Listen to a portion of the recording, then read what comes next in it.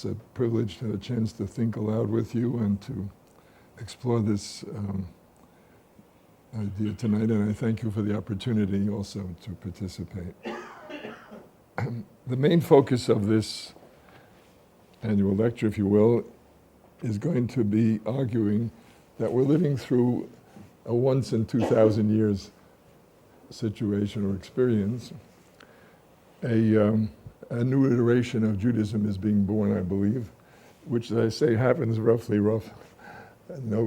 once in 2,000 years, or maybe not quite as much, but at least it's only happened, in my judgment, twice before in our history. So in the book, Triumph of Life, which Tanya kindly referred to, I just want to say again that there the argument is spelled out in much greater detail. I can only offer some outlines right now. By iteration, I mean, if one looks at the tradition as a kind of coherent, articulated, complex vision of life and of the purpose and goals of life and of history, that kind of iteration, which involves shared values and goals, but over the course of Jewish history has, in its particular iteration, has had all kinds of distinctive aspects, distinctive institutions, for example, distinctive spiritual leadership, distinctive cultural and other opportunities or influences and so on. Nevertheless, on Regel Achat, my claim is that we are living through what started in the first iteration as what is commonly now called Biblical Judaism, which roughly, again, sometime around 1500 BCE or a little closer in, to the first century, is a kind of, I believe, despite enormous variations and change, is fundamentally a common, complex iteration of the tradition, followed by Rabbinic Judaism, which I believe can be dated from the first century of the Common Era down to modernity, 18th, 19th century in Eastern Europe, perhaps down to 1939. And this iteration, again, none of it happens overnight. Took 800 years, roughly, estimate, till the rabbinic understanding and version of the tradition won out among the Jewish people. But it is a kind of a whole, despite the variety of locations, and at least that's my argument. I'll come back to that in detail. What I think we're living through is the emergence of a third iteration. To me, or at least in the book I argue, it starts with modernity itself, with the onset of modernity, which I take to be, in fact, in all three cases, I believe there is a divine initiative which also expresses itself in what I call a divine tzimtzum, because the concept of brit, of covenant, says that the divine self-limits and concludes that they will not do it all, not make all the final decisions, final operation, but it welcomes human beings into a kind of a partnership, a partnership which, again, I argue in the book, is a partnership for repair of the world, the tikkun olam. But this particular third stage of the development, I believe, reflects, just as naming it from its peers and its surrounding culture, I'm guessing that in the end it'll be called something like lay Judaism, because its leadership, I believe, will be lay rather than formally titled or sacramentally endowed leadership. It'll be called lay Judaism, I believe, also because the divine presence and the holiness will be primarily identified in secular and in the so-called secular settings and secular activities. So that's just a guess. You won't hold me to that, although I was tempted to say I predict that because you recall the Gemara's comment that since the Churban, prophecy has passed from the Nevi'im and it's gone to children and fools. So I think I qualify. So I'm tempted to say I predict, but I'll play it a little closer to the vest and say I guess, and we'll see what happens. So, but before I go into the specific details of the iteration, I'd like to give a short general outline of the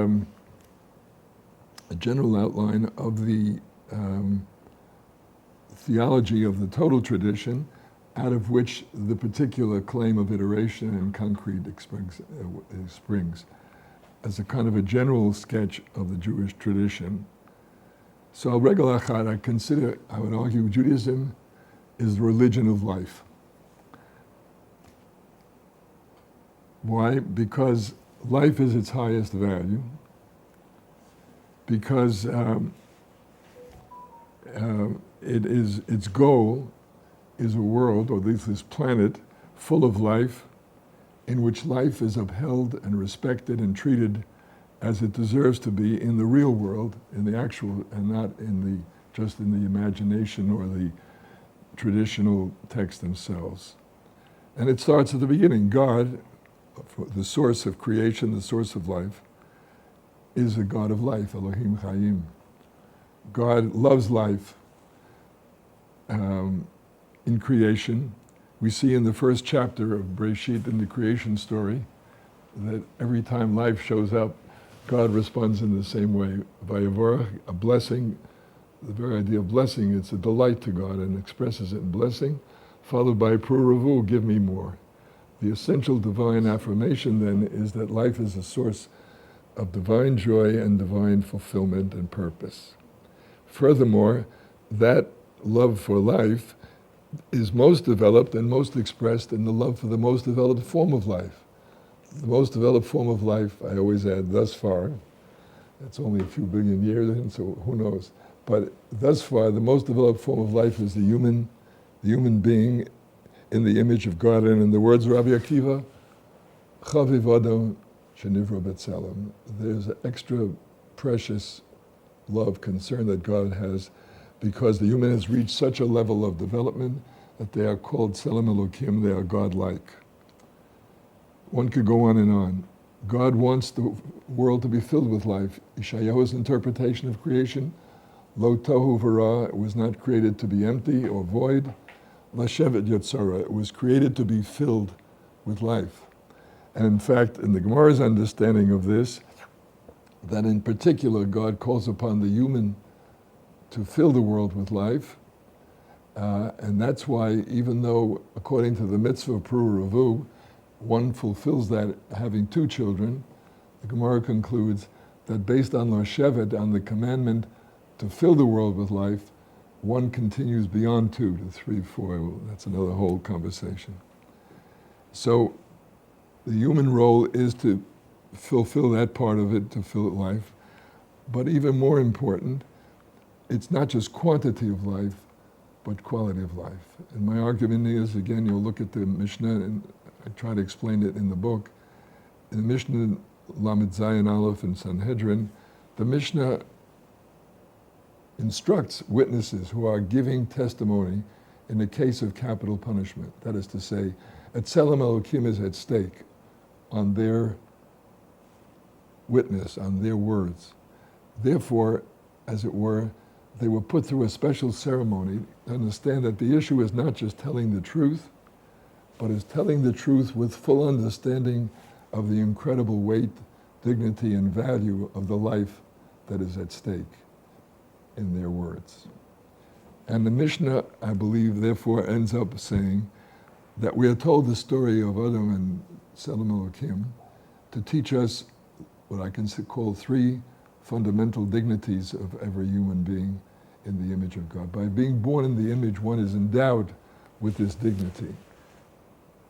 And the 3 dignities are infinite value, Erech Ein Sofi, there is no limit to the value. That is to say, life is worth more than any amount of money, and no amount of money is too much to spend, to save, to heal, to take care of a human being in the image of God. And again, the contrast to a real world, I mentioned in the book one example. In Africa, 1 million children a year die from malaria who could be saved if they were provided with mosquito netting that keeps the mosquitoes out. mosquito netting costs $8, it lasts for 5 years. If you do the math, that means it's fractions of a penny per day. But we live in a world in which neither the governments nor the international community provides the money or the organization to save a child's life, even though it would only cost pennies. So that is the measure of the gap between the world as it is and the world as it should be, and when it will be, when it fully honors the image of God. A second example, of course, is Mishnah says that Tzelem Elokim means every human being in the image of God is equal. There is no preferred image of God. God is not white, God is not black. God is not male, God is not female. Even more shocking, God is not Jewish and God is not a Gentile. The claim that a particular version, whether it's white or male or Jewish or non-Jewish, the claim that a particular version is the superior or accurate is in effect a form of idolatry, because it claims that a fixed image of God of a certain type is superior. But the point of Tzelem Elokim is that every human being is in Tzelem Elokim, and therefore every Tzelem is equal to every other. The third dignity of every human being by being born human is uniqueness. Again, the Mishnah has a very powerful image, and it shows the gedulato, the strength and the creative power of God. Because when a human being fashions coins or stamps or anything that is replicable, and they're made for one mold, each comes out the same as each other, as the other. Whereas this is God's greatness, all of humanity comes from one couple, and yet not one of them is the same as the other. So the dignity of uniqueness, again, is a fundamental dignity. Now, of course, again, society can recognize the dignity, or it can suppress it. It can pass laws that blacks are slaves and are inferior. It can pass laws that Jews are non-citizens and inferior. But that is, again, the culture trying to suppress or deny a fundamental dignity of the human being b'Tzelem Elokim. And it can get away with it only to the extent that they have failed, or we fail as religious people, to communicate the truth of Tzelem Elokim. So Rabbi Akiva adds, while it is a sign of human dignity and value that Hashem has created them in Tzelem Elokim, Chiba Yotera, God expressed additional love, no doubt lo, to create, that in fact they're in Tzelem Elokim. And that, I argue, is the role of religion or of revelation, to communicate to everybody that they are, and to everybody else, that they are Tzelem Elokim and are entitled to these dignities. Now, of course, we're living in a world where this is not practiced and not true. Here comes what I feel the conclusion of the religion of life, or the culmination, I should say. And the culmination of religion of life is that messianism. Again, I understand the dangers and the problems of messianism, but my argument is it is the culmination of the vision of religion of life. Why? Because messianism says that we will repair the world, we will correct it to the point where it will become a paradise, a Gan Eden. And that paradise, Gan Eden, is marked by the fact that there will be none of the enemies of life. So, in fact, God has called humans to join in this brit, in this covenant, in this partnership, to turn the world into a Gan Eden.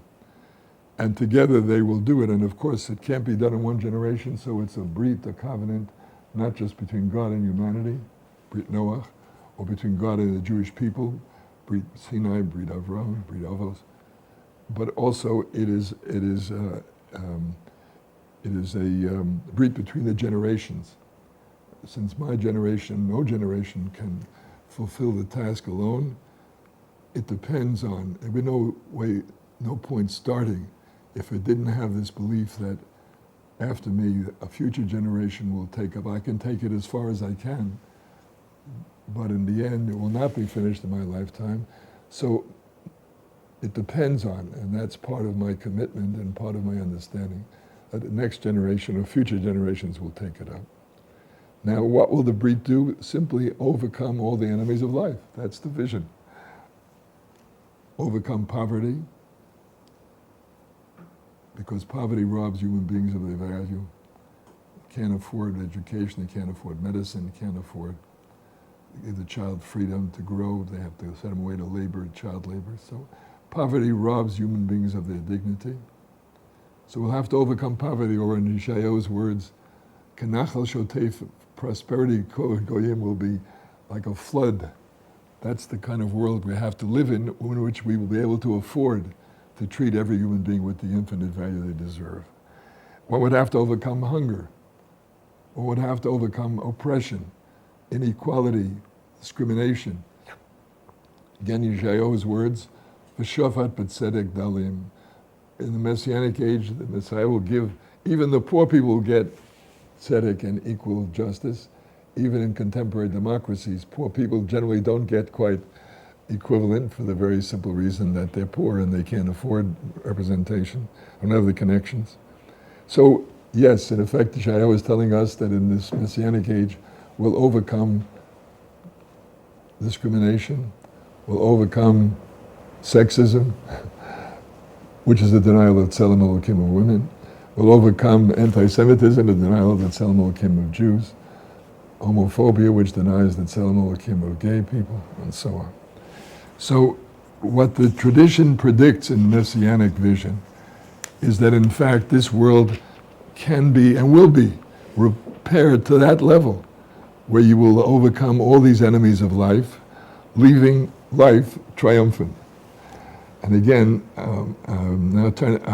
these are minority viewpoints, but I think they're very crucial in the tradition. In words of Yeshayahu again, Bila hamavet lanetzach. He's predicting that death will be swallowed up in eternity. Now I must say, when I talk about overcoming death, I think twice and hesitate, and I realize there's a risky, almost sometimes anti-human attitude hiding behind the idea of human beings overcoming death. Not to mention that death at least gets rid of the tyrants sooner or later, whereas if they live forever, God knows where we'd be now. What if Stalin had not died in 1953?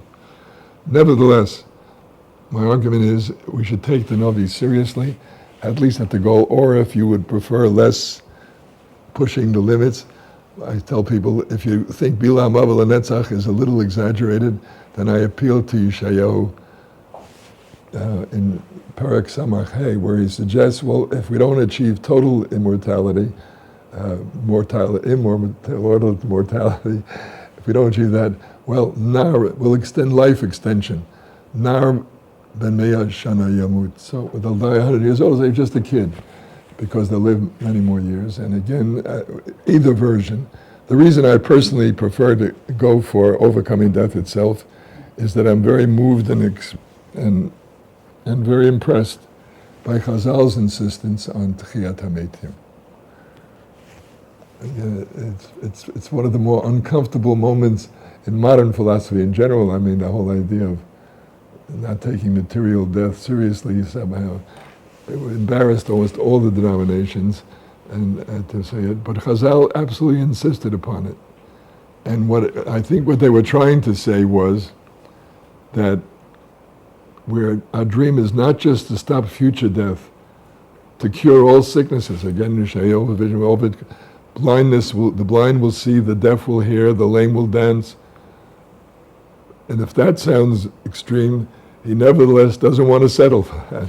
In the end, Chazal say, Tchiyat HaMeitim means that if we really accomplished our dream, every death, every past defeat of life will be undone or reversed. And that's what the bracha of Tzelem Elokim. And I want to remind you, they put it as the second bracha in the central tefillah, standing before God, and you say it 3 times a day, except on Yom Tovim and Chagim, where it's 4 or 5 times a day. So I think, again, I'd like to take Chazal seriously, at least push this as a vision. If not, you can judge what the probability or the percentages are to achieve it. Now, how are we going to do this? It is such a total transformation of reality. How does one seriously expect to do this? Is this just a fantasy? Is this just a dream that you have no intention of fulfilling? No. And here's again this remarkable blend in Yahadut. Utopian, revolutionary, universal dream combined with a method of Brit, which is almost the opposite. Brit is particularist. it goes by God in a particular community or a particular generation or a particular humanity. It is particularist in the sense of it's much more focused on individual, Aniye Ircha Kodma, family comes first. You act on a human scale. The whole thing is designed to take the human dimension and the different dimension very seriously compared to the universal transformative revolutionary utopian movements. And one struggles with it. I'll give you obvious examples are, of course, women, which according to the Torah's vision, Zachar and Nekeva Bara'am are women at Tzelem Elokim. But in fact, in the period when the Torah is given, women were bought and sold. So the Torah does not repudiate that. What it does is limit it. The first limitation of the Torah, the first covenantal limitation, of course, is that only a father can sell. In other words, the commercial chattel of women is abolished, but the parent retains that right to sell, although again, in turn, the Torah says you can sell his daughter for an amma, which means that the purchase of promises to marry her. And when he does marry her, he has to give her the rights of a free woman, not of a purchased woman. So it's the first step. And again, in the covenantal method, that's the point. Slavery, gross violation of Tzelem Elokim, equality, dignity, and so on. The Torah's approach is start in the real world. The Brit approach is start in the real world. Slavery is universal. So what you do is you limit it. And again, the first start is not universal limitation, but Hebrew slave, Eved Ivri. Eved Ivri, you put a limit of 6 years. Eved Ivri, you put a limit of Shabbat. They're free on Shabbat, not to be worked like a slave. And the only limitation on non-Jewish slave is Shein Vayin. If you violate, if you beat, if you harm, if you injure, the slave is liberated. So these are very small first steps, but that's the covenantal method. And if one follows through the tradition, for example, in rabbinic times, the slave has to have equal food, equal hours. You can't give a slave servile labor. You have to give labor of dignity that the owner himself would be willing to do, and not just simply imposed because you're a slave and that can take advantage of your inferiority. In other words, step by step, you move toward that final goal. And the same holds true in terms of women. Chazal did not say, this is what the Torah gives them, and he went on to say, how about a ketubah, which would give her further rights, guaranteed, and even more important, if she gets divorced, she is guaranteed not to be thrown onto the garbage heap of poverty and of social pariah status, but guaranteed she will have enough money to be above the poverty line. So this combination of universal, revolutionary, transformative, and starting in the real world and doing it one step at a time is, I think, the unique secret of the tradition. Why I say that? Because we have lived through in the last 2 centuries an unparalleled, really in history, series of attempts at universal, revolutionary achievement of utopia. And what is very striking about all of them is that they end up turning against the human beings they're supposed to help. In other words, Nazism is basically National Socialism, an attempt to overcome economic inequality. It's an attempt to create not a war between classes, but national unified community. It's an attempt to bring eugenics to improve the human race. But the combination of all these ideals authorizes or ends up being justified to mass murder, to suppress opposition, to get rid of the mental defectives, and of course the ultimate victim of the Jewish people. And one could go on and on. Marxism, communism, Stalinism, or the Chinese version of communism, Maoism, which again, in the name of making people equal, in the name of releasing women from the clearly major secondary status in China, liberates, but ends up destroying the family, trying to destroy the family, and killing millions of rich peasants because they're standing in the way of universal equality. I think the secret is because the vision is so glorious and so utopian that people get in the way. And so you turn against people, whereas the Brit says people are not in the way.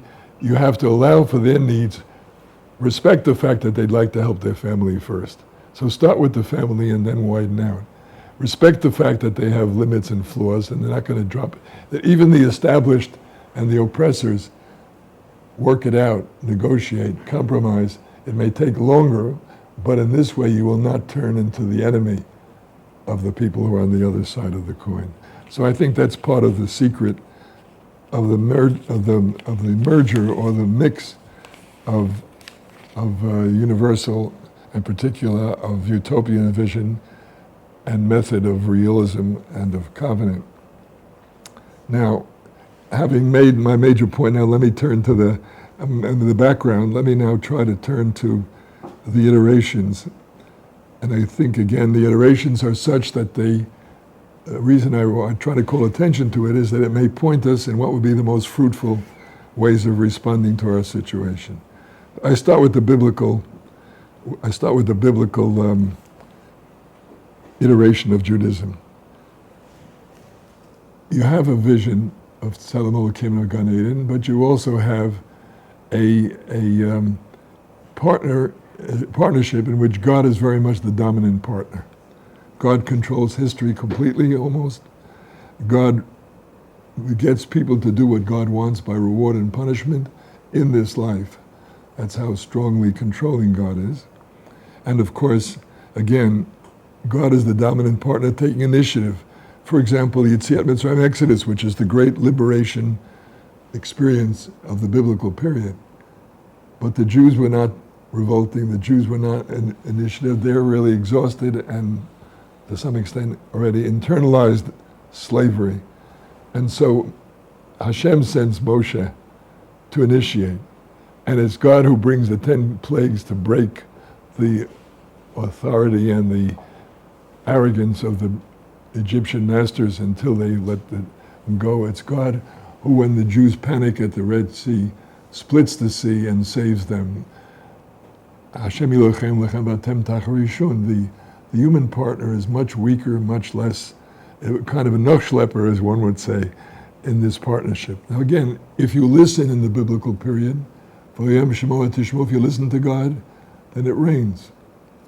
And if you don't listen, it doesn't rain. And here again, it's very clear. The point is that people have to be trained, indoctrinated, maybe it's called the Skinner effect, they're conditioned to do the right thing. And the way you do it is by, again, God exercising reward and punishment. And if you listen to God, God will send a Redeemer to bring freedom. And if you betray God and you turn to Avodah Zarah, God will send a oppressor and a conqueror to destroy you. And again, if I capture the whole picture, in the book of Judges, Gideon is called to free the Jews, Israelites, from the oppression of Midian. And first he rounds up 30,000 fighters who are going to go with him to revolt, told to send them home.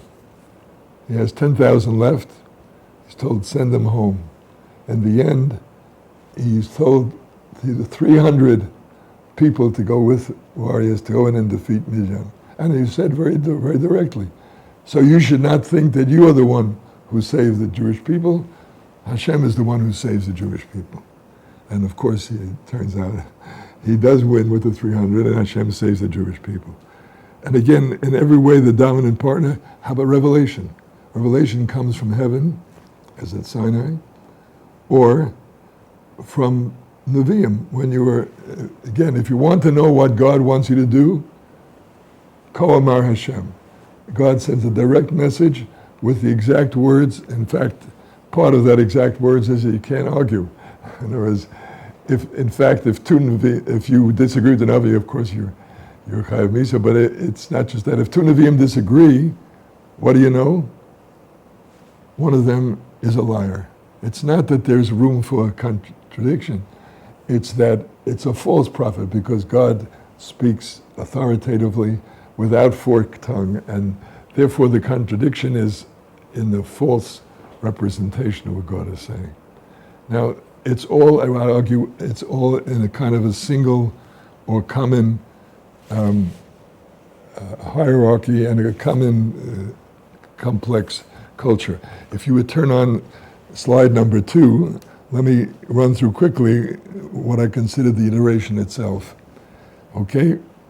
The time, it's the biblical area, prologue before Abraham, I don't know how you date Abraham, down to the Exodus, down to the first temple, the first Khurban, and finally down to the second Khurban. Location, Israel and Middle East. God's role, dominant, visible. Of course, you say you can't see God and live, but the fact is God is all but visible. You have many incidents where they come and see God. And of course, God is extraordinarily and constantly intervening. The human role is passive, the junior partner. And it's interesting, the leadership, therefore, as a result, the leadership is a genetic elite. What's it mean, genetic? Kohanim. What makes them the leader is their genes, which is another way of saying God has chosen them because biology, genes, is God's gift, and therefore God has chosen them. Or, as I said, in the case of the Navi, God selects the person and sends them to lead and to teach. Now, what's the counterpart religious lifestyle to a dominant God and a junior partner and a genetic elite? The answer is a temple which is sacramental.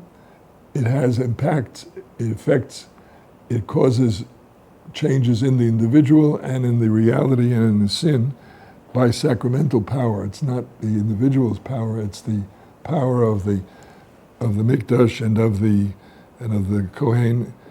One brings sacrifices, it's a family ritual, passive, they're not very active, they bring the animal but they watch while the Kohen does most of the work. The worshipers are not educated. It's very much agriculture, nature oriented, and of course sacred space and sacred time are very much set aside. God is so powerful and so dynamic, but God is so powerful and so dynamic that you can't just go anywhere because it's dangerous, and in fact, people get too close to God, get electrocuted on the spot. So you go to places where God is available, but they're very special places, and typically they're shielded, as it were. It's almost like radiation. So in the Beit HaMikdash, you're shielded by the walls of the Beit HaMikdash, you're shielded by the protection. And the Kohen stands between you and the inner sanctum, which is shielded from the people. And so again, it becomes, sacred spaces are not many, but where they are, they're very special and visible and set aside. It's a kind of a form of Prussian. Now again, there's a great redemptive event of this period. Of course, it's Yetziat Mitzrayim, and it's referred to, and one goes back to it. One reenacts it annually. There's also a counter event that challenges the message of liberation and perfection, which of course is the Khurban, particularly the first Beit HaMikdash.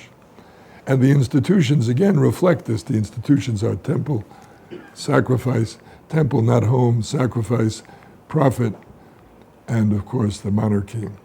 The challenge, nevertheless, being can you live covenantal values in this society or versus power politics? Can those who rule do a society of mishpat, or will they in fact turn out to be venal and corrupt and self-seeking? So that is the biblical, I would argue that's all one whole, which brings me to the rabbinic tradition. The second Khurban particularly is a turning point, although again, the rabbinic tradition, I believe, starts before the Khurban, because it is beginning, to claim it at least, the beginning is that God self-limits again. Just as God self-limited to join the covenant, so God is self-limited, as it were, renews the covenant, but the difference in renewing this covenant is that it's God's will that the other partner, the human partner, step up, take up more authority, more responsibility, and more authority in this system. So it's not a form of distancing. This is not a hester punim. This is a form of self-limitation in order to enable and to encourage the human partner to do more. The classic passage in Yuma, Samach Terem Beis, The Gemara explains the words Ha'el HaGadol HaGibor VaHanora, which open the Shmon Esrei, and which are quotes from Moshe in Devarim. But in Moshe in Devarim means Gibor VaHanora, the almighty God who smashes the enemies, the awesome God who cannot be resisted. The Chazal then say that no longer exists. If it was, why did the Romans defeat the rebels who were in fact revolted for God, not against God? They were trying to get rid of the Roman statues. They were trying to be faithful to tradition. Why did God not split the Mediterranean Sea and drown the Romans? The answer is, Ezo Gibor HaKovesh, God has shifted. And God's Gevurah is now expressed not in smashing the enemy or controlling history, but in self-limiting, allowing freedom of action to the Romans and freedom of action to the Jews. And if you look again at the Chataim, again, the very famous Gemara, the Chataim of the first temple that led to destruction were Shvichat Damim, which is not just a sin against humans, but against God, killed the Tzelem Elokim, Avodah Zarah, and Gila Arayot, again, which the tradition treats as the three cardinal sins that are revolts against God, not just against humans. But the second by it, again, the famous Gemara, is Sinat Chinam. They had lots of mitzvahs of Sinat Chinam, but if you translate Sinat Chinam in the Gemara's portrait of the Churban in Gittin, what is it? It's that Kamsa bar Kamsa, that one Jew humiliates and degrades another, and no one protects him or helps him. In fact, the rabbis who are present are silent and stand by while this abuse takes place.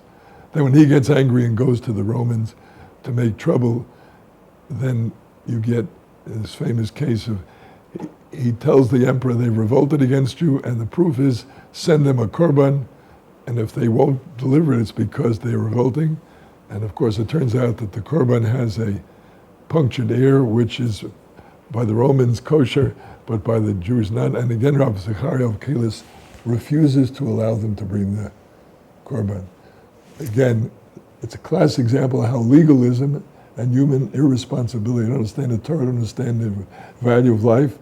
So he says, either you can't bring this korban because it's a mum, or he insists that if you let it go through because the Romans may attack and may destroy, that would be a form, again, of failing or to uphold the tradition and giving in to brute force. But again, so as Rabbi Yochanan says, his legalism, his lack of responsibility, his lack of authority,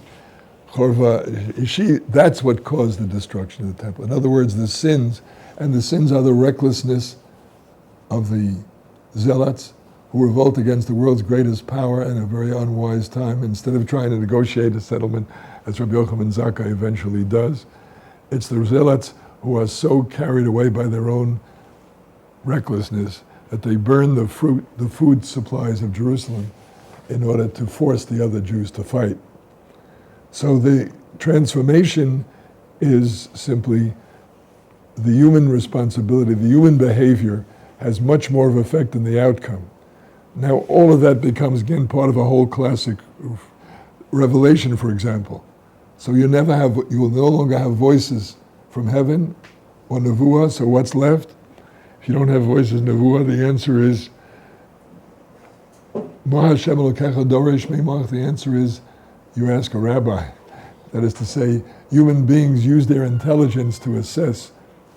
Partly they study the past record of God's revelation, and partly they use their judgment to apply to the present moment. And it turns out that when humans apply their judgment, you can have machlokas, in fact, becomes the key weapon of getting deeper insight and greater truth. Because the truth is that when people in good faith use their mind at their best, they can come up with two contradictory interpretations of the same tradition and of the same pasuk. Unlike the Nevi'im, where one of them had to be a liar.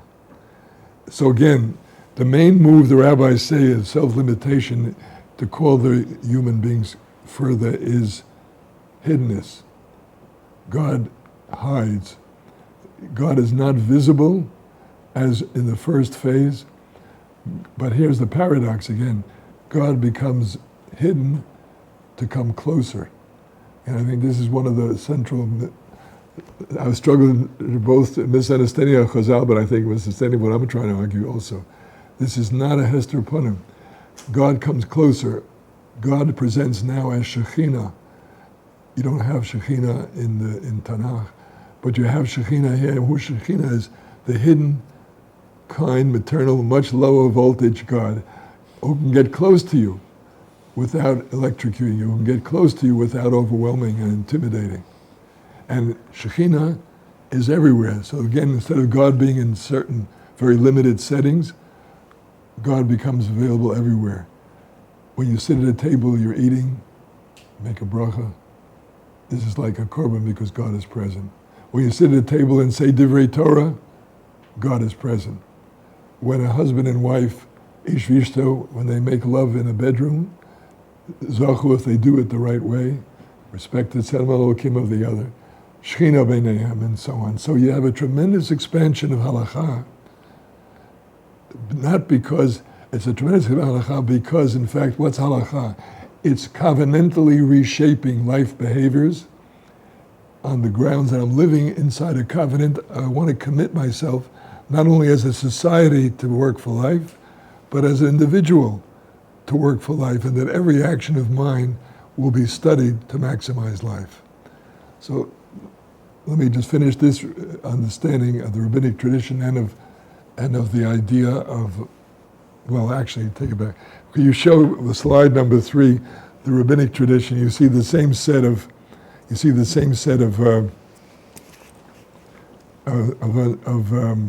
complex. You have that. Again, rabbinic era, as I say, from 1st century straight through till the 19th and 20th century in Eastern Europe. Now located in diaspora, Middle East, Asia, Europe, Israel with a very minor presence.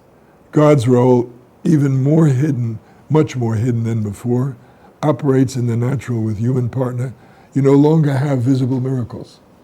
You have hidden miracles, but you don't have visible miracles anymore. And again, there are lots of exceptions in the Gemara, but these are individual cases. The collective vision of God's role is the age of visible miracles is over. And again, in this human role, it's much more equal partner, much more participatory. And the leadership, therefore, is not genetically determined by God. It's a psychic elite based on achievement, learning, mastery of the tradition, and mastery of the ability to apply the tradition. So the counterpart religious leadership is not priest and prophet, it's rabbis.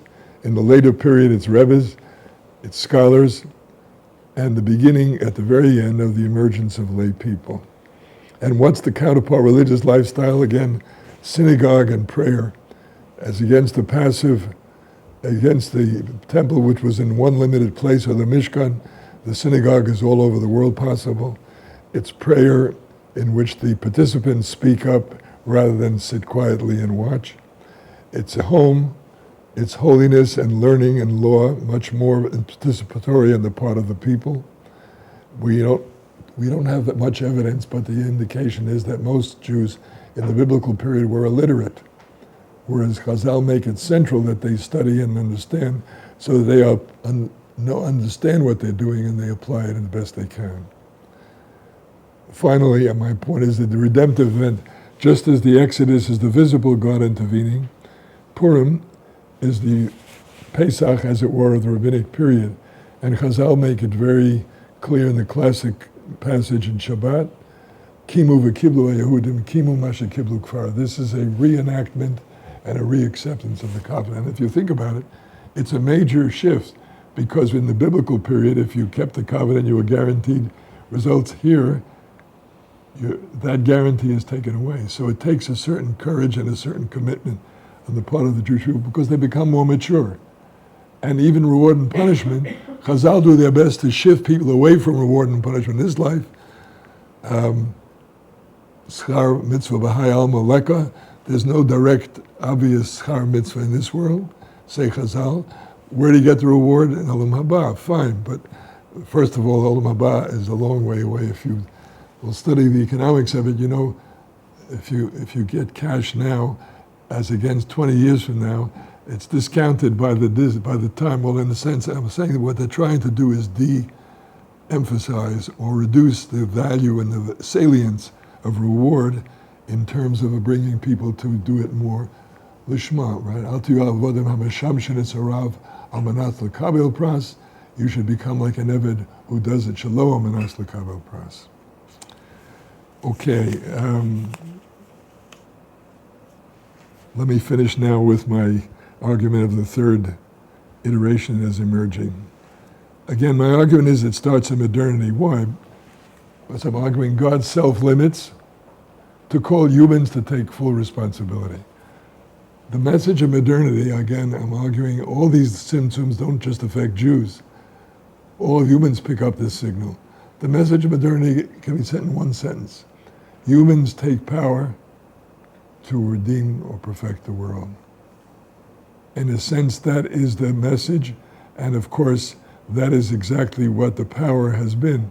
In fact, some amazing achievements by taking power, overcoming enemies of life, right? Poverty. In the last century, 2.5 billion people have been taken out of poverty. Hunger.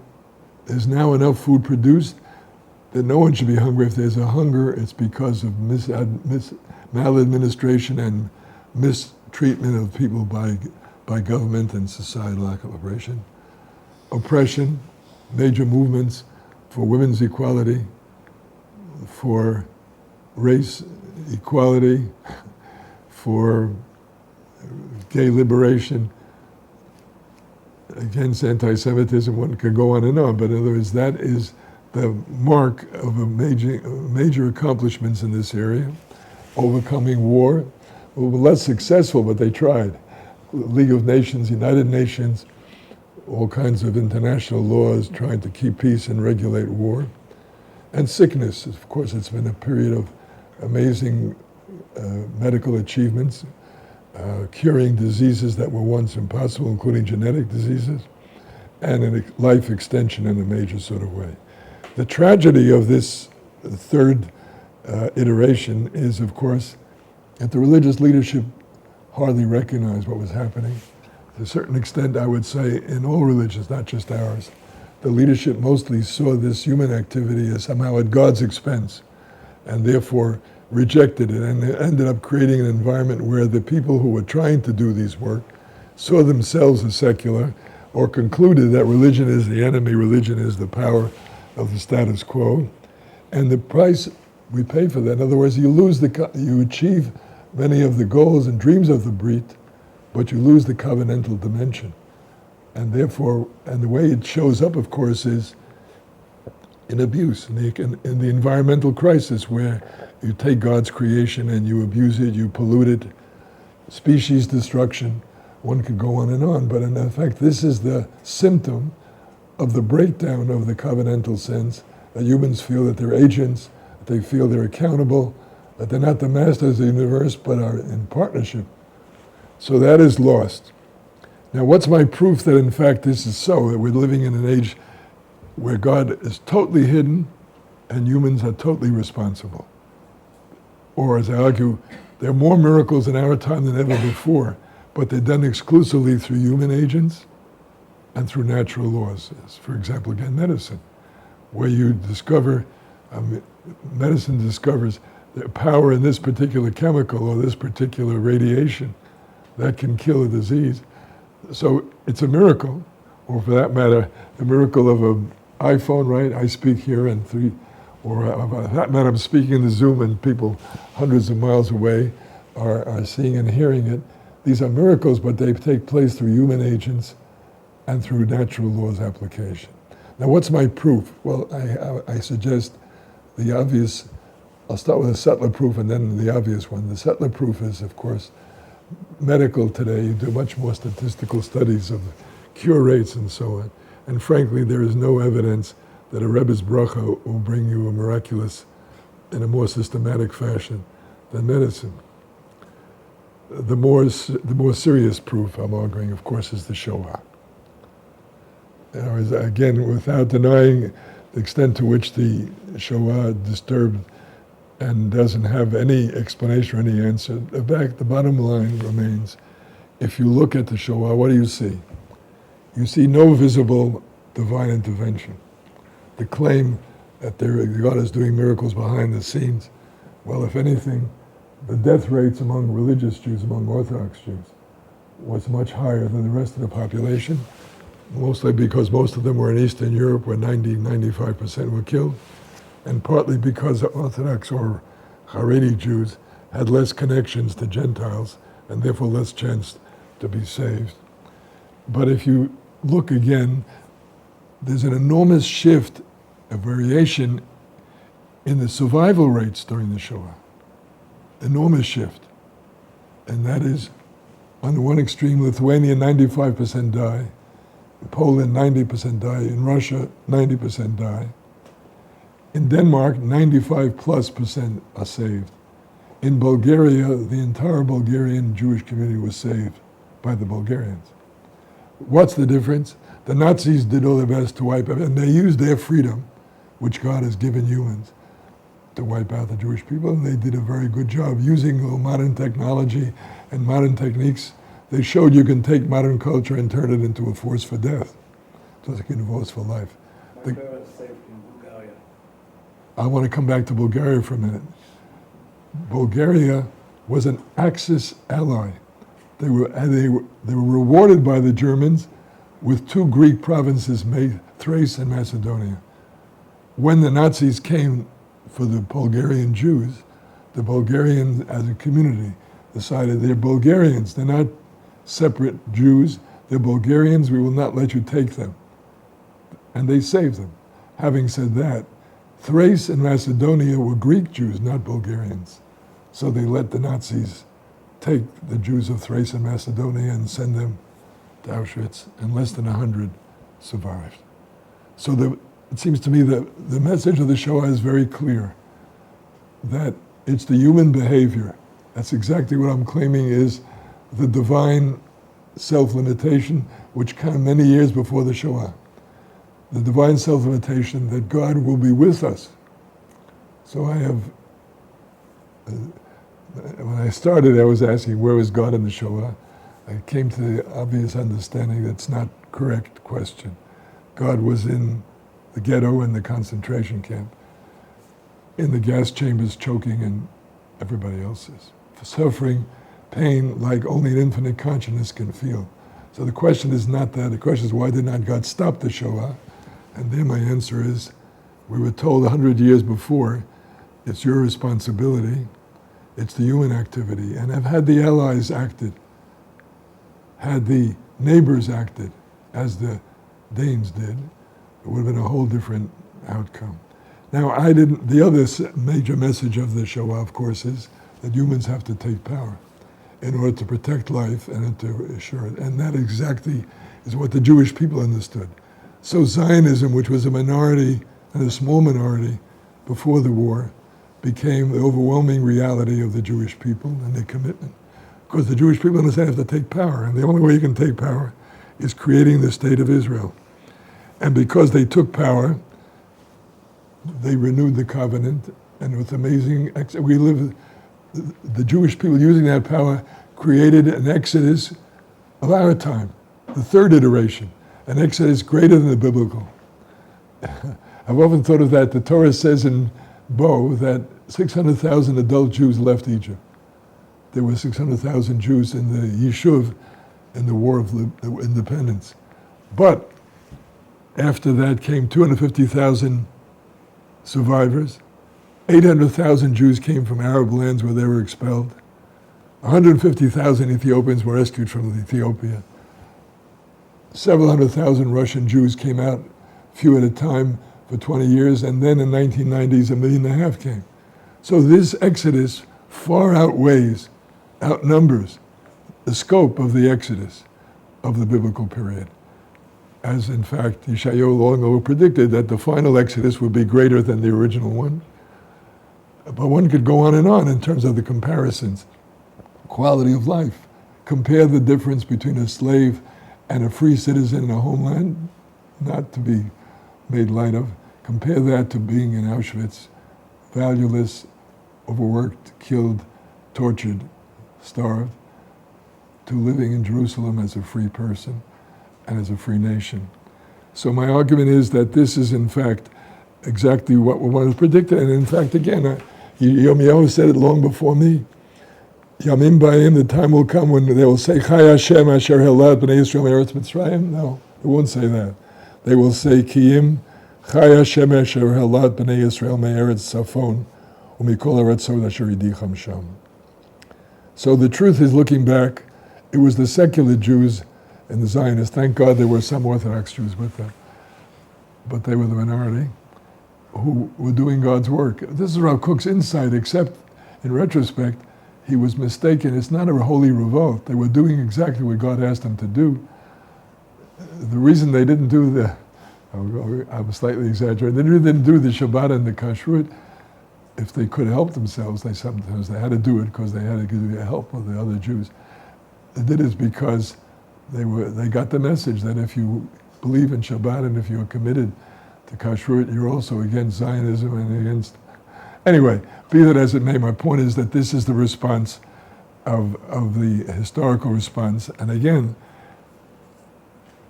so how do I conclude? My conclusion is that this third iteration, you want to show that slide? You show that slide, that's slide number 4.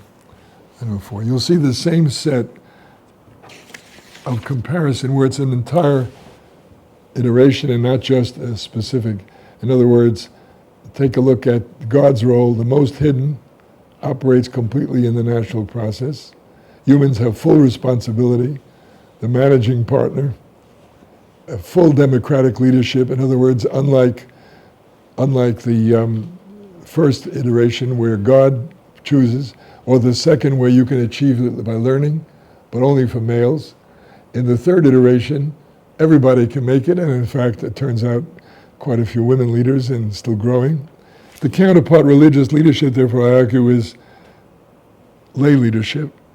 I think the future of the discovering holiness will be in the professions, in the workplace, and there the doctor or the lawyer or the social worker will be the one who discovers the presence of Hashem, the hidden presence, by treating the fellow human beings as Tzal Elokim. So in the counterpart religious style, we have lay institutions, the community center, the army, the various civic activity and civic activity institutions.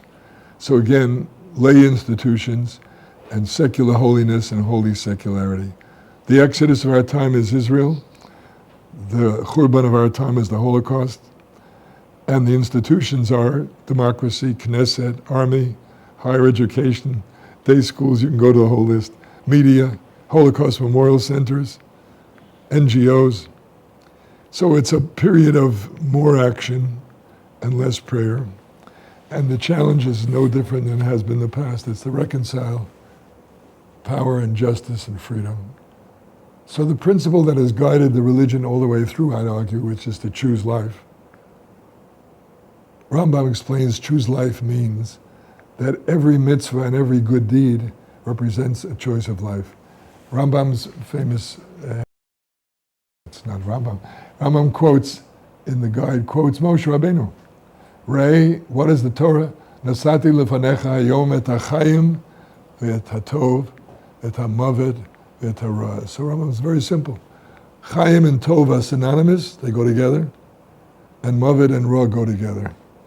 Meaning, every mitzvah and every good deed involves some choice of life as against choosing death, or maybe a situation where you can maximize life as against and minimize death. Every evil act, every lo saseh, is a choice of death in some form or fashion. You could give hundreds of examples. I'd be happy to explore them with you. How about in eating, where the basic truth behind kashrut is the notion that you shouldn't be eating animals. And according to the Torah and according to the Nevi'im, in the Gan Eden, past and future, there will be only vegetarians. because your eating, which is the source of your life, should not be the source of death for somebody else. And one could go on and on with that ritual.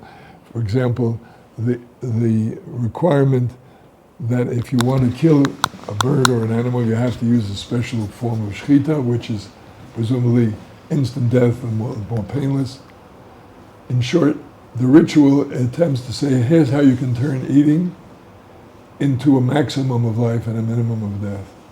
And one could go on and applying it if one was functioning in the third era by saying you don't eat species that are overfished. One could go on and on. And one could say speech the same way. What does it mean? Speech can be a speech of quality of life, of affirming life, upholding life, or speech can be degrading, discriminating, hurting life. So again, the principle, I would argue again, and this is what the halakha is meant to be, is how in the next life behavior, eating, speaking, traveling, how do you maximize life when you travel? Well, the answer is mass transport has less carbon footprint than private cars. Electric cars have less carbon footprint than fossil cars. In short, I would argue in the third stage, God is totally present everywhere, but so hidden that you have to uncover it. And that's what lay people are supposed to be doing. And in the third stage, halakha is in every area, in every place. It has to be shaped, it has to be articulated, it has to be developed. The third era is misunderstood. In the introduction we said that too. We gave the example of, Tanya White gave the example of here we decided never again and created the state of Israel, and look what happened October 7th. My answer is, on the contrary, in the third era, humans are fully responsible. Their practice, their tactics, their judgment affects the outcomes. There's no guarantee in the third era that God will never suffer. The proof of never again is that on October 7th, in the evening and the next day, IDF went in and in fact stopped or killed the terrorists who had inflicted this terrible crime. The difference is not that there'll never be a setback or a massacre or a pogrom. The difference is that the Jewish people has power to fight back. That having been said, we have the Haredi religious version that tells us we can pray and learn and that will be enough. We don't have to serve in the army. I would say that actually fails to understand its first iteration, but it totally misunderstands the lesson of the third iteration, which is that your behavior and your responsibility will make the difference in the outcome. And I would argue the same thing in terms of messianic religious Zionism. The notion that we can overextend ourselves, we can take over completely Eretz Yisrael HaShlema, that we can impose our will on not only the Palestinians, but on anybody, because God will cover us in the end, is again a fallacy and a failure, or reflects an earlier understanding. We're living in the age where the human behavior, responsible or reckless, knowing the limits of power, knowing when you need allies and how you need them and how you use them, will make a difference in the outcome. So it's an unfinished voyage, the third era. And I think one of the most important things we could do would be to understand the religious transformation and free up the religion which is now in the hands of people who, as I say, are fixated either on the first iteration, where as long as they're doing what they think God says, it will be done by God, or other people have no right to say what they or believe or act what they want to do, or people who in the name of God, as I said, try to violate realistic human, political, military judgment, could bring catastrophe. But it also means that if we have the will and the understanding, that we can resume what Israel stands for in the first place. It means not only to fight until we defeat our enemies, and that will take human sacrifice, will not be done for us, but we also have the capacity to resume the construction of a society that is based on tzedek, that is based on recognizing Tzalmo Elokim. That's a model for the whole world could learn for.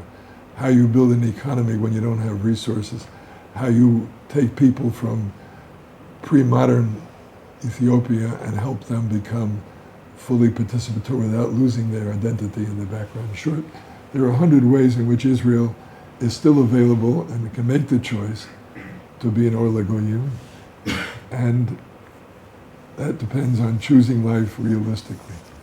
Thank you.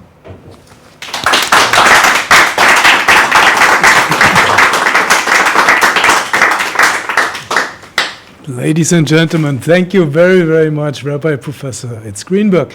I think, in addition to being extremely insightful and illuminating, it was also very moving to listen to you. I was personally moved by the theological language, because this is something we didn't have here. For the annual lecture, we had religious feminism, we had politics, we had all kinds of approaches to the subject of, what would Judaism mean to the modern age. But that was the first real theological lecture, actually, within this framework. And I thank you very much for, just giving us the opportunity to see the world also from this point of view. There are a few minutes left for questions, and I think I will take questions here from the room for technical reasons. If there are any remarks, things you want to ask. Professor Meir, just take the microphone. So thank you so much for this for this great and in which you give your vision on history and on Jewish history. And as Ya'akov says, it's really a pleasure to hear you and to hear this entire vision expressed by you. Now, my question is on the level of theology.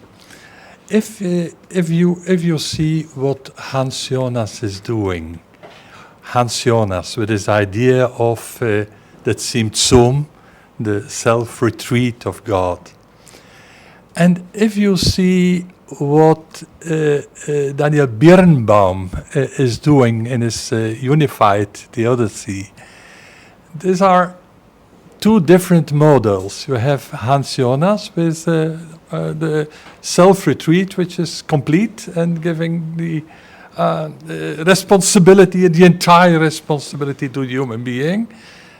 Daniel Birnbaum is a different thing because you have a kind of progressive retreat, giving gradually more and more responsibility to the human being. I guess you're coming more close to the second model, but I'm not entirely sure. Giving the fact also that my teacher Levinas says that there is a bankruptcy of theodicy after the Shoah. So I was wondering where you feel more at home, in Hans Jonas or Daniel Birnbaum, perhaps also a little bit Levinas?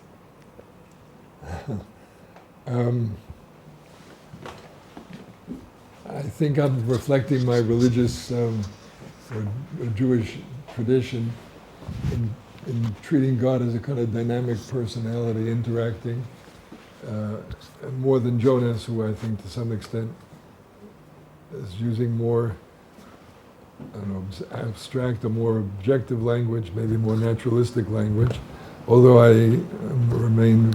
So part of the answer is I am a little vague myself, and in fact, to some extent, I'm trying not to be too precise because, in effect, all of the above may be possible, and I'm sort of trying to allow for that as well. In my first phase, and by the way, the comment about the bankruptcy of theology. In my first phase, particularly responding to the fact that they were formally religious people on the Nazi side too. So my reaction was, so we have to stop talking about God. And maybe if for 200 years we don't mention God's name, maybe the evil people will forget it, so we can then reclaim it. And so, to some extent, my answer is there's a set of possibilities here, and I'm not sure that I can give a theological psak, this is the right one. I'm trying to some extent to straddle all these possibilities. One is, as I said, to not speak about God. One is to speak about God in this, but then I feel I'm imitating Chazal, speaking about God in this progressive, and it's not a retreat. Again, that's the one thing I would like to add. It's not a retreat. It's something you learn as a parent too. When you love somebody, it becomes very important to steadily restrain, take less, self-limit, not because you're retreating or you're distancing, but because this is what makes possible the flowering, the development of the other child. So I really do feel, again, against this argument is the fact that I see no scientific evidence that the laws of nature have changed, or that God has, so to speak, dynamically changed interaction with humans. But I'd like to, at least as a narrative, I think it's a legitimate description of what's happening. And as a narrative, that's why I love Chazal. I mean, Kel Rachel Mechanun Erech Apayim Rachel V'nakeh.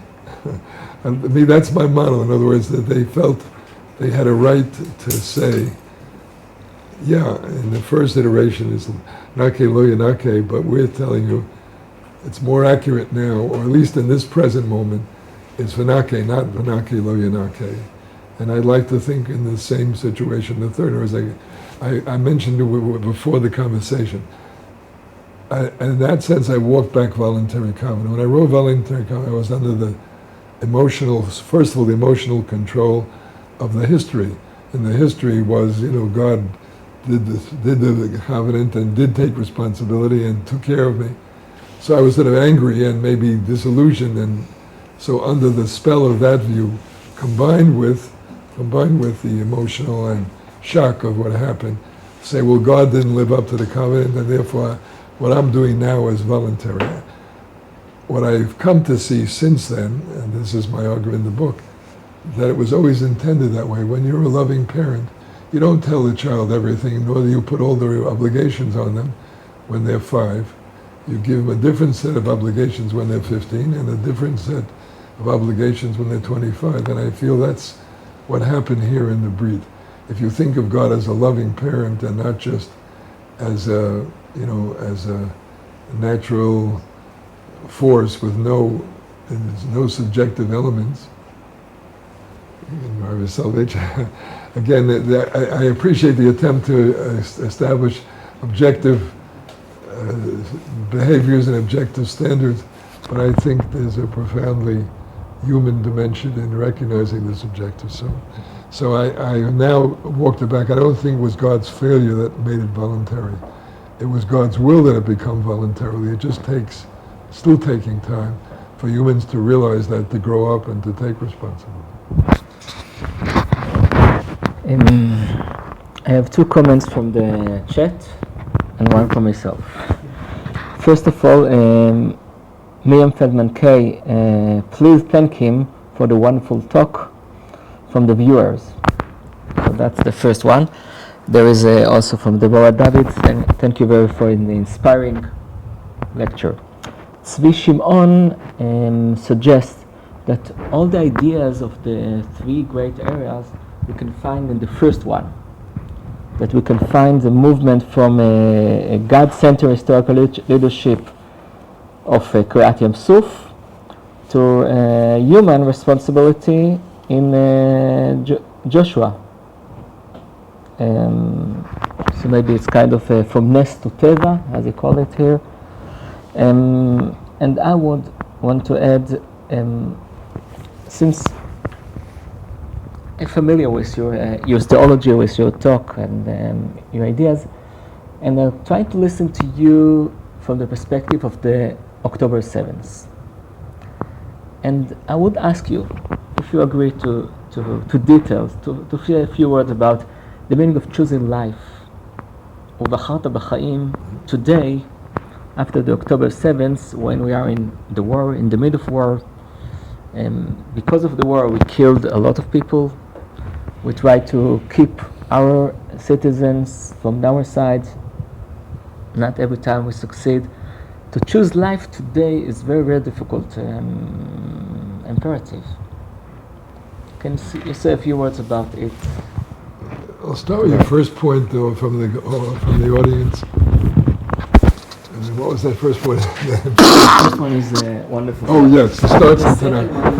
But to me, that's part of, again, it's not, you're not starting from scratch. To me, that's part of the continuity.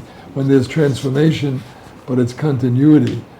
Yes, you already see in Tanakh the movement from the dominant, visible, controlling God to God less and less. There's a book by Richard Friedman calling the disappearance of God, in which he tries to show that the later sections of Tanakh, you don't have visible miracles anymore, you don't have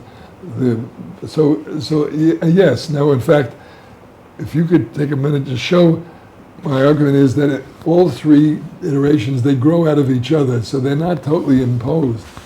In slide 5, the divine presence, you will see, you have that, in the divine presence in 5, it starts in a smaller set-aside, right? Consecrated by God, highly concentrated, a very limited number of places. But in the second phase, there are more special locations, now consecrated not just by God, but by human divine in partnership, and Shechina and Anochim. And then in the third stage, located everywhere. My point is, if you project it, one is an extension, and it doesn't start completely from scratch. Each one, in a sense, has the kernel from which the second stage grows, and the third stage. And the same holds true with halakha. In the first stage, it is a very limited number of areas where it's focused. And then, under rabbinic tradition, tremendous expansion, and my argument is, today, even greater expansion. Now again, what do you mean greater expansion? So my answer is, Chazal helped us by setting up brachot. So there are two possibilities, and I'm open to either one. One is that we should be writing all kinds of new brachot. If I can quote my wife, it's one of my favorite lines from her. She said, if rabbis were women and not men, and they gave birth, would we have a great bracha for giving birth? In other words, my answer is, it's not too late. Besides, they're now women rabbis, so maybe.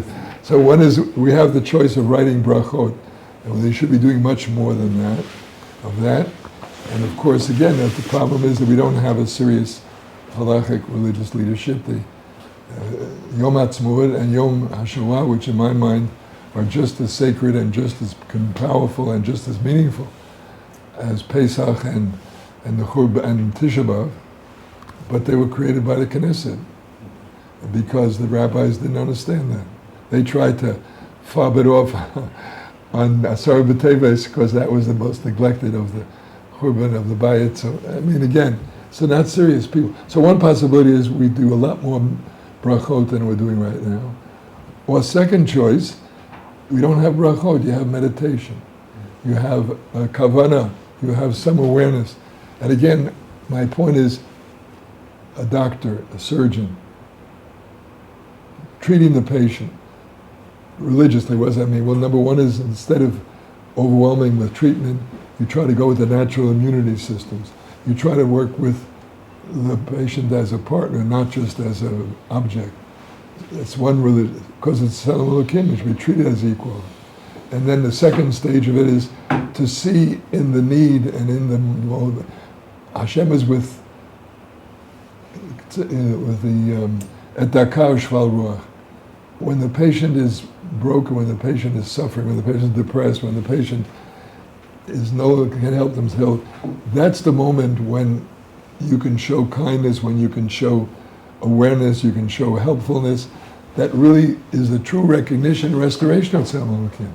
So here again, my answer is, that's the other potential way in which holiness. Now again, I as an outsider can't do it. That's why we have to train the rabbis, the doctors, to be the rabbis of their period, or to train the lawyers, or to train the social workers, so they will be able to, in the spot and in the moment, which I don't understand because I'm not in the thick of it, they can apply and bring out the awareness of divine presence. And in general, it means reconceiving halakha not as a legal system, but as a way of shaping and reshaping every human activity, every interactive activity. When I speak, when I relate, when I cure, when I work on this person, at that very moment, I am aware of connecting to not only the tzelem Elokim of this person, but the Elokim of which this person is the tzelem.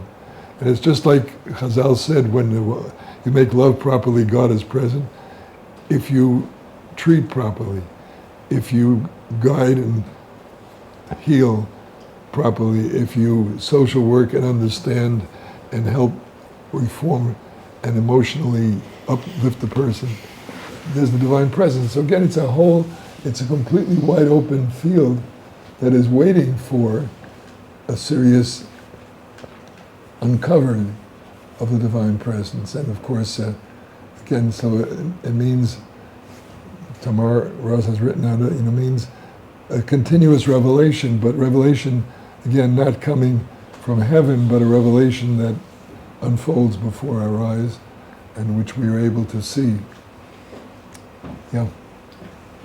We've had an argument on paper. Sorry, I'll come back to you on that. We've had an argument on paper, which we haven't spoken about directly, and I don't know whether this is the forum for it, but I view your whole take on Jewish history as a kind of optional narrative, which is very inspiring, but not to be taken as a factual account, because it involves some debatable interpretation. Mm-hmm. The first question is, if we liken God's relationship to us like that of a parent who's training a child to independence, when he walks across the street alone, at some point, no matter how the parent is determined to give this child independence, if he sees a car coming towards him and he's going to obviously be killed, he will move in and escape, let him escape from that horrible eventuality. And it's hard not to think about the Shoah in these terms. Could God have restrained himself so much just for the sake of our independence? And the second is a question of how we relate to the past and the biblical accounts of God's intervention the first time, or in the first period, and even in the second. Do we really understand the biblical account of what happened as an objective account? Perhaps had we been there with our scientific knowledge of today, or even our understanding of the way these events were related in the Torah, are debatable, and we might have viewed either a scientific explanation of the man and of the splitting of the seas, or we might, in a more critical, historical, and factual perspective, say this was a mythic account, but not really what took place. So the whole picture, while beautiful, and is not totally compelling on a factual level, but perhaps it's a perspective that we voluntarily adopt in order to maintain some sort of feeling of connection with God, but this isn't the whole story from a factual point of view. Well, of course, you're my model and my teacher in this last comment. So my answer is, you're correctly in saying that what I'm describing, I am assuming that the Bible is a narrative, not a objective account. But I'm saying, as I said, I learned that from you, among other people, that human beings live by narratives, and I believe it's an act of God's love to offer us something that can turn into this kind of a narrative, and that's a narrative that that's a narrative which yes, and again, you're quite right saying that my narrative is selective, and there are major pieces of the tradition that I'm not ignoring, I'm just not giving them the weight. I'm stringing, for example, again, so I think that's all true, but I don't think you changed you're just pointing out correctly, this is one narrative and there are lots of other potential narratives.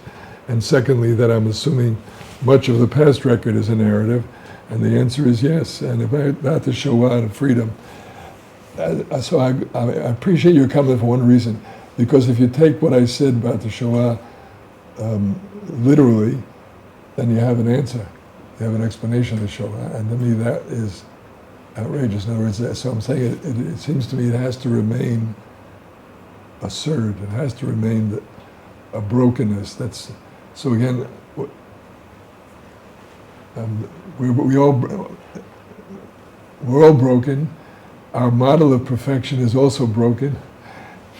But some of the time, whether it's 2% or 8% or 98%, it works, and that's what I think that's the point. In other words, as long as you understand, and I accept it 100%, that it's not a full explanation satisfactory. Of course, in the end, there was a period and I was in total rage, right? In other words, the child is crossing the street, the car is coming, do me a favor, go back to your primitive, first iteration and save it. What are you talking about? So there's no answer for that. Well, we're discussing after the fact how you understand it. And I do feel after the fact, and I do feel after the fact that the knowledge that we are responsible, the knowledge that we have to take power, that was already understood by people. Unfortunately, it was 4% of the Jewish people who became chalutzim, and 90% didn't go that way. So again, so it's a very different kind. So I'm not saying that we have an answer, but if we had understood it this way, and I say the same thing today, if we understood it properly, millions of Jews could have gone on Aliyah, could have built Israel 100 years earlier, and a lot more people would have been saved. So that's my answer to your second question. It's not an explanation of the Shoah. It is in part an explanation of what happened and why it happened and how it could have happened differently. And that, I think, is life-saving. Let me finish up because I suspect I've overrun my time. Sorry. I apologize for the length in general. I want to come back to kind of question because I take it very seriously. So when I say choose life, let me just say in general, to me that's the central mitzvah of the Torah. It's of course בחיים, but it's the central mitzvah, and I think just like I think Rambam was correct in saying Chaim and Tov is identical. My argument is that that's Moshe's summary of בחיים. That is the central thing. Now again, how you apply בחיים, each case comes with differently. To have children is a choice of בחיים. To fall in love and to live together in marriage for a lifetime, or even not for a lifetime, that's a בחיים. The child, when the child grows up, and that's one of the parent responsibilities, is to give them their trust and the satisfaction of respect, so they'll be capable of friendship beyond themselves. They'll be capable of loving to the point of changing their lives or committing their lives. That's one of the most important contributions parents can make, and if they handle it wrong, it's the opposite, and the child learns not to trust, not to go beyond their own skin, and so on. So, בחיים, number one, is the central. Now, my secondary comment was that every other mitzvah should be judged by the same criteria, which means in some cases that it no longer fits that, and therefore you have to improve it. You're not rejecting it, you're not reforming. You are, but it's not a negative term of reform. In other words, when women get to learn, or get to be rabbis, or get to be leaders of tefillah, my point is, this is an improvement and an enrichment of life, including the quality of life of women, and as a result, and since many of the chazanit that I've heard have beautiful voices, so it's an improvement of the quality of my davening also. So that's another whole set. So בחיים is a guide not just to the specifics, but it's in what direction do you change? Now again, looking back, now that we know that gay people are genetically and hormonally, and not just perversely, attracted to a same sex, so it seems to me that's a moral and religious responsibility. בחיים means, if that is in fact Chaim, that it should be recognized, it should be encouraged, it should be respected, and asked to live to the same criteria that I ask heterosexual, namely, it should be based on relationship, it should be based on love and faithfulness, it should be based on monogamy, it should try to raise a family. That's what it seems to me, that's part of Bechart B'chaim. Now we'll come back to October 7th. I'm very shocked too, we're all shocked. Number one, first of all, we're much more vulnerable than we thought. Number one, I really thought anti-Semitism is considerably down, and I was wrong. It is down compared to the past, but it's certainly much stronger than I thought. So again, but there's no guarantees here. We're on a voyage of freedom, and God has accepted our freedom, and we've accepted our freedom. So my answer is, certainly shocking, upsetting things have come on October 7th. However, the main point is, number one, and that to me is the future of the Jewish people in Israel. We have a friend who told us, she's leaving. I was even more disturbed to see an article recently in this last week that according to JPPI, 25% of the Jewish Israelis are thinking of emigration. So but my answer is, to the extent that people choose, they want to live as Jews, they want to continue to live as Jews, that they want to live in the Jewish homeland, number one is that, so then this is what encourages me. The parents I talk to, including myself, my grandchildren, my children, are they prepared to do risking their children's life? There's the real shocker of October 7th, is the realization that probably in every generation we're going to have a war, and there are going to be more Israeli soldiers dying in those wars than we imagine. And my daughter is here. When her first child was born in the 1990s, my wife and I had this discussion, we had the same reaction.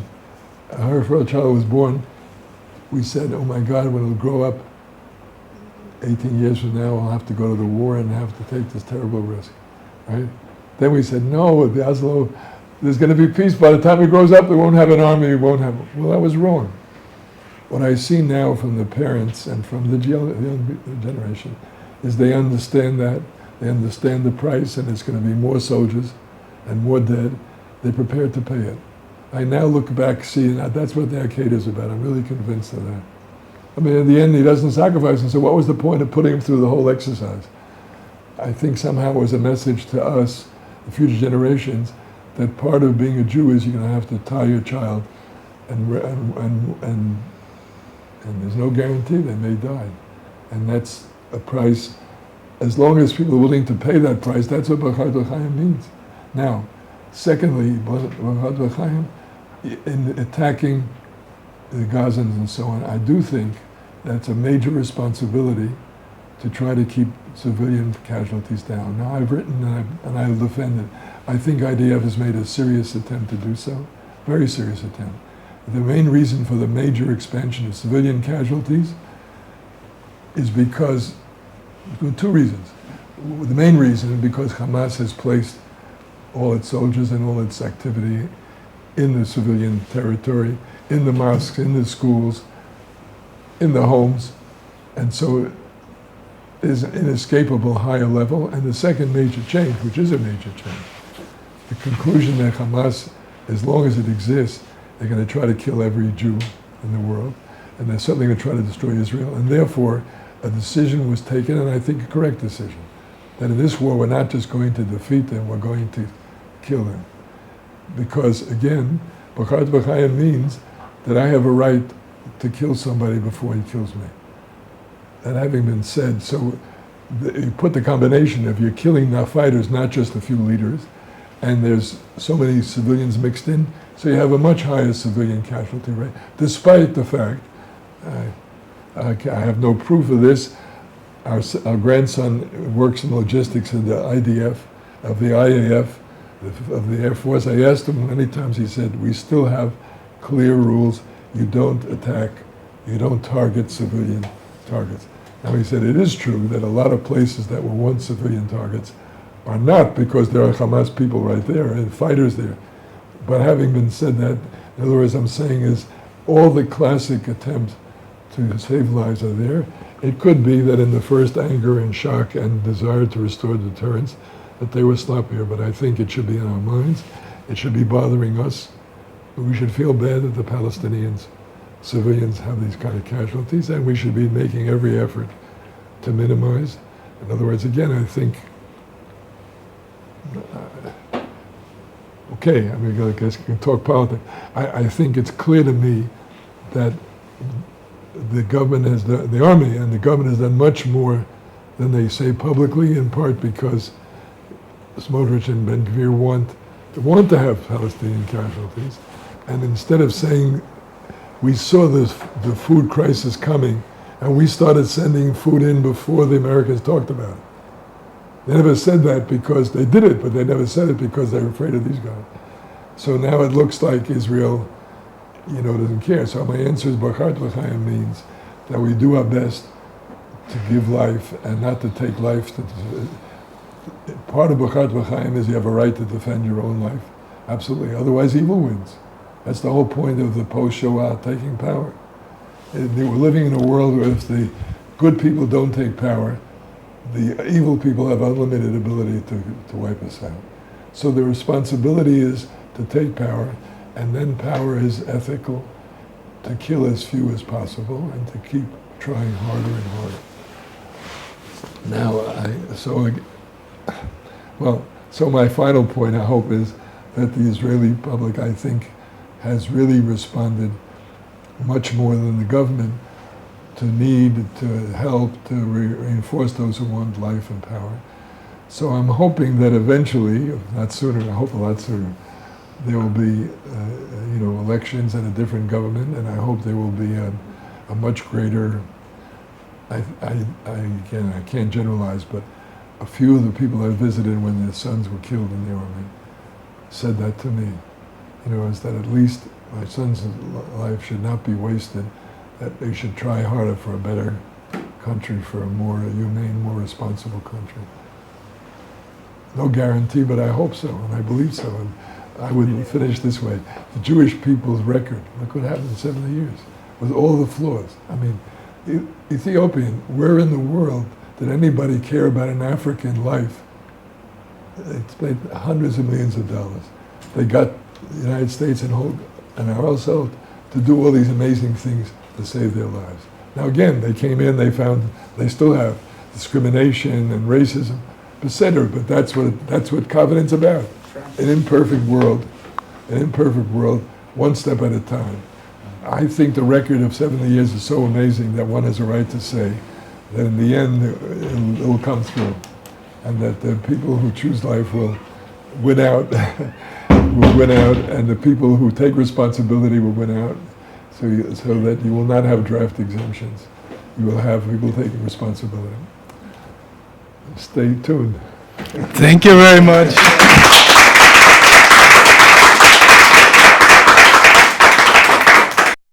Professor Grinberg, thank you very, very much. Also, everybody in the whole wide world out there who's listening to us tonight, thank you for attending the annual lecture on Jewish thought, sponsored by the Levin Foundation. We are very happy that you were with us, and we hope we'll see you again next year. Bye-bye.